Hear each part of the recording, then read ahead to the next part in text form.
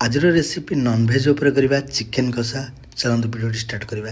Chicken कषा प्रथम आप सोरिष तेल नहीं सोरिष तेल टिके गरम हो गोटा मसला को देदेवे पियाज को काटिकी रखिथे पियाज को देदेवे पियाज को कषिए तापर अल्प लुण देदेवे पियाज जो यही कलर आसपरी टे नाली कलर आसो प्रथम देदेवे रसुण को छेचा को।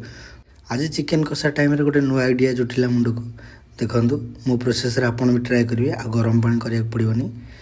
तापर अदा को ऐड करेंगे हल्दी पाउडर देवे तापर काश्मीरी पाउडर देवे तापर ताको लंका पाउडर अल्प देवे पानी देकी भलसे कषिए मैक्सिमम 15 ରୁ 20 मिनट। तापर चिकेन मसला देदेवे जीरा धनिया पाउडर अल्प किसी ऐड करदेवे तापर पानी देकी कषिए अल्प टमाटो देवे ताको भी कषिए।